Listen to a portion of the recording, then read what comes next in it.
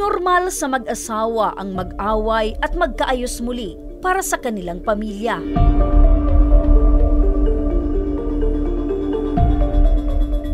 Pero sa sitwasyon ni Alberto Gallardo, isang malabong sitwasyon umano ang kinahantungan ng kanyang relasyon sa kanyang OFW na asawa na si Lisa.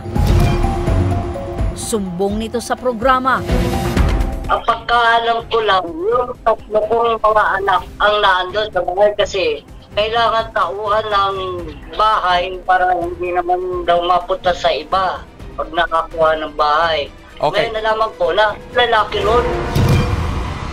Si Emiliana, hipag ni Alberto, sobrang paghihinayang dahil pati raw umano ang mga anak ng mga ito ay nadadamay sa sitwasyon ng mag-asawa. Ang laki na ipinayak nila na tinanong ko, nagugutuman sila, tapos parang mga tulala pa. Walang kaalam-alam yung bayaw ko at pati din kami walang kaalam-alam sa ginagawa ng kapatid ko. Parang hindi siya nag-isip ng ginagawa niya, basta ginanon na lang niya yung bayaw ko na mukhang tanga rin nag-aantay. At ang inirereklamong lalaki ni Alberto, nakausap din namin sa programa at siya mismo ay umamin sa relasyon nila ni Lisa. At ayon sa kanya, 3 years na po kami ngayon. So magti 3 years na kayo na mayroong relasyon? Opo. Bibigyan mo naman yung pangangailangan. Pag mayroon silang project sa eskwelahan, sapatos, short, t-shirt, sa pamasko nila, binibigyan ko silang pamasko. Pag birthday po nila, pinaghahanda ko sila, pinipili ko sila kung gusto nila maganda o pipirahin na lang nila. At lakas loob din ni Gerson na sinabi na wala ng pagmamahal si Lisa sa kanyang asawa. Eh kung mahal pa po siya ni Lisa di ko naman to arihin yun. Wala akong magagawin, kaso kala wala na eh. So ikaw talaga ang mahal ni Lisa? Opo, kasi po hindi niyang papaarin dito, pagkakatiwalaan ko na niya ako mahal. Baka siguro pera-pera lang labanan yan. Kaya naman tinawagan namin ang Bausi Officer ng Barangay Muson East, San Jose del Monte, Bulacan para pumagitan sa sitwasyon nila Alberto. So, ang naging kasama ko, over the phone, yung nanay, ay nagkaroon po sila ng pag-uusap na ang mga bata ay kukunin muna ng tatay ni Ginoong Alberto pansamantala hanggang sa siya ay umuwi.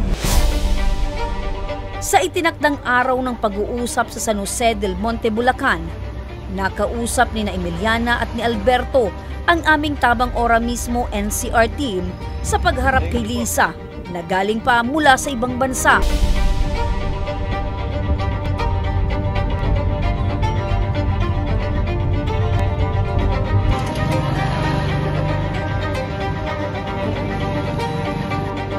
Pagdating namin sa Barangay Muson East, San Jose del Monte, Bulacan, nagkaroon ng closed door mediation ang mag-asawa.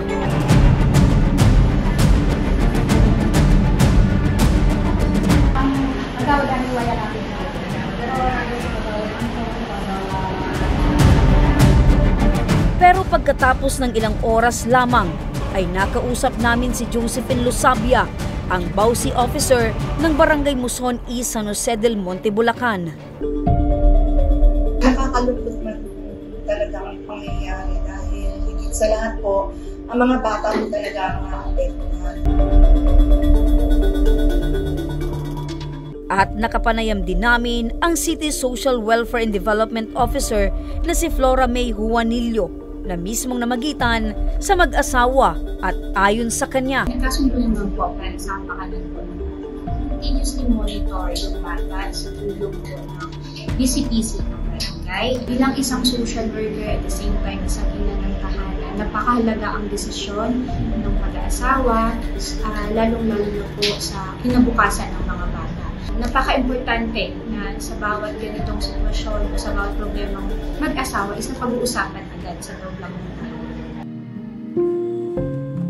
Hindi na humarap sa amin si Lisa at ayaw na rin magbigay ng panayam tungkol sa nangyaring pag-uusap nila ng kanyang asawa. Labis ang pagkadismaya ng pamilya ni Lisa sa kanyang desisyon. Parang nag-e-expect yung mga bata na maaayos pa yung problema ng magulang nila pero hindi yata mangyayari yan. Para sa akin, masaya ako nung nabigyan na aksyon yung ano na yun. Dahil yun ang punto ko talaga eh. Mawala yung lalaki doon sa pamamahay ng mga bata. Dahil hindi naman nila magulang yun. At saka pag may mga sakit yun, sila lang ang sila lang ang nagdadamayan. Yung lalaki na yun, wala siyang concern sa mga bata. Maraming pong salamat sa Tabang Ora mismo, lalo na kay Congressman Saldico sa inyong programa. Makapamuhay yung mga pamangkin ko na maayos. Lalo na ngayon nakakasama na nila yung ina nila. Hari nawa, marami pa kayo matulungan.